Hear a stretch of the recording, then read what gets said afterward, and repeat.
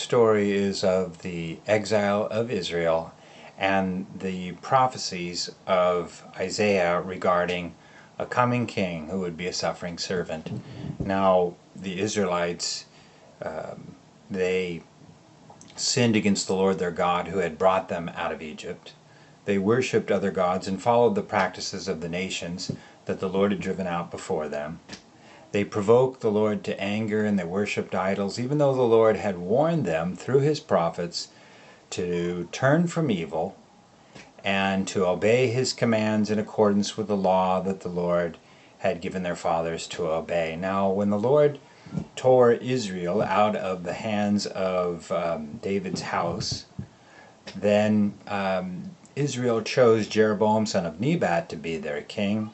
And Jeroboam led the Israelites away from following the Lord, and they built 2 calf idols. And Israel persisted in the sins of sins of Jeroboam until the Lord removed them from his presence. They became worthless. They were stiff-necked like their fathers. They worshipped worthless idols, and they became worthless themselves. They bowed to the stars. They worshipped Baal, they offered their sons and daughters in the fire, and they practiced divination and sorcery, and therefore the Lord removed them from his presence, and he took them from their homeland and carried them in exile in Assyria. And only the tribe of Judah was left, but even Judah did not follow the Lord, but followed the evil practices of the Israelites, and therefore the Lord removed them from their homeland and carried them into captivity and exile in Babylon, and only the poorest people remained in the land.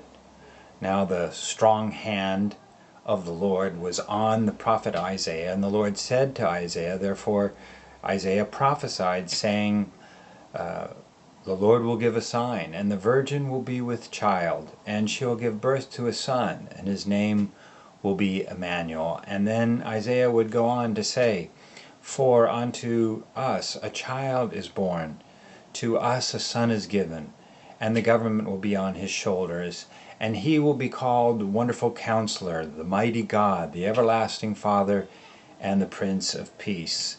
And of the increase of his government and peace there'll be no end, and he will sit on the throne of David's kingdom, establishing it and upholding it with justice and righteousness from that time on and forever. And the zeal of the Lord Almighty will accomplish this. And then Isaiah would go on to say he was a man who was despised and rejected. He was a man familiar with sorrow and suffering, someone that you would look on or see and then look away from. And yet he carried our pain and our sorrow, and our punishment was upon him. And yet we thought that he was being punished for his own sins, but he was pierced for our transgressions, and he was crushed for our sins, and our punishment was upon him. And by his wounds we are healed. We all, like sheep, have gone astray. Each of us has gone to our own way, but the Lord has laid on him all our sins. He was beaten, and yet he remained silent, like a sheep before its shearers, or like a lamb that was led to the slaughter. He did not open his mouth. He was unjustly treated and taken away. And who can speak of his descendants? He was cut off from the living, and he was assigned a grave with the wicked, and yet with the rich in his death. But he did no violence, and he said nothing deceitful, but it was the Lord's will to crush him.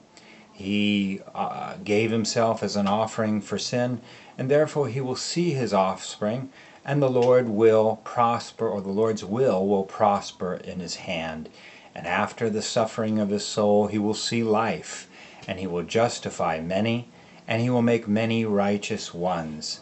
And I will reward him, says the Lord, because he offered himself, or he poured himself out unto death, and he was numbered with the transgressors, and he bore the sin of many, and he made intercession for them.